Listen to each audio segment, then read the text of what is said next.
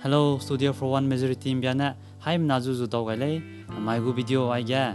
They call that a bizigana. Raki Ganui sound system canang me. Zanui sound system loot. Loga. They call Sira canang me. Seviga. Palang Terza. Kadui biga irangagule. Sound go hierarchy. Raki ga. Kaunaza. Church ga. They call na important. They may Seviga. Apoga. Pega bamba. Nanguinang zamba. Diagram ga. Liagai langwile. Raibiga. Building maksudnya venue jisa raki building juda pakanabaga speakers and amplifiers jika pakanabaga langwida maksudnya pakatsumbaga mixing console maksudnya mixing decks anuina yuda pamadaibaga mic microphone pamenyabaga effects anuina compressor laser equalizer maksudnya reverb delay daikau kadadaba Sama agumza te langwile aiza sound go hierarchy dele anuina sunaka diagram ge ngauza bamba aiza anuina raki ge sound system te bzana hazemna bam zegena anuite yele hazemna zu sapatpa pastor na church leaders mana speakers mana leute mana tango gaimna sabza semchi chakcha anui seungam no rangjegena anui sound system aiza te dele bege masana kachia ga ceiling ga anui kampau makta daga sound system aiza zemana na seuranga anui te dele rasam ki aiza semei aiza segara church go primary purpose masa hulang ba dilang bzana krista go gospel apu message aiza chichak sa pe patkara seba aiza dele Lamana anuina seuzamba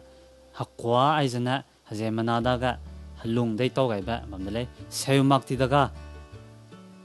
mi makti daga halung gutadi bamle sijegna anui sound mikwa ja temchi chakcha seunchi chakcha pe seugaranga anui rakyangna masa church ka anui kanangdale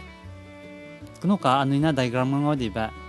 church gu context ka sound go hierarchy aiza raibiga building masina pugu venue Aizadele, Sunoka Nongina diagram ga ngau the sida ranga kai da jalamile venue aiza the kota te bizigna the yebam lo design ana anuina sarangkang perak se kamlaksa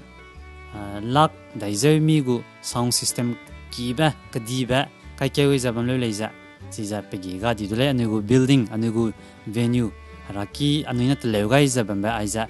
sound panai samdolak tiba bam design ana sound panai hatsai design ana anugo charangkang kan sumba changoda sijegna sound system anui ga investor maklo anugo building anugo venue anugo raki aja noma thakte anui the leura mei se biganui railang biga siga anui chuksa ning meiza masana anugo investment aja keza kaigara kanang balang widle samdaga nuina raki diba ningole masana halata patzaina cathedral kadi diba ningole ceiling huza petani niza luingo iba pazat ningole chiga samsa bakwa nui seuga bloga kwaria ria ba gumna bamle chigumogu building ga anuina sound system investor rabaja kawna irame jeba ninga maksa chiga investor janana takadaugu open ga teirabugume masaina room point ga nui teirabugume gunagu investment misui chat karuna ningluza ni luluza chiga investor ga design ana anui hanga karum ba changoda raki aiza mi kwa ko magzing za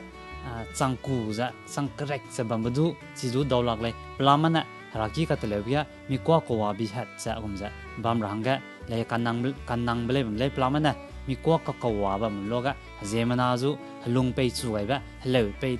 te nei bu lung sui pa padu lang le siga mi kwa ka ko wa ba se ga loga nanguina ning de sigen lo bathroom de piab ki uma go pe ga ro hong hong bidaga mi kwa ko wa bi aiga le tem rai ma koram le ya bathroom gut kai daga le tem isang de gumza raki le ya mi kwa ko wa ba rai bam daga zemana zu le te ranga encourage te bele bam le sijegna raki de zaiza changkrek cha soundproof te luza bam rabadu magle kana pabui bamba lamui chebla anui haimna si ranga rangai kana chipo kakwa bazu anui rangwang daija anui go raki ka chunaka problem di baija kawaran di bjegna anui sound system te bloga te kamei simakpa raki ka ke ga patle anui daga chipo jegna anui raki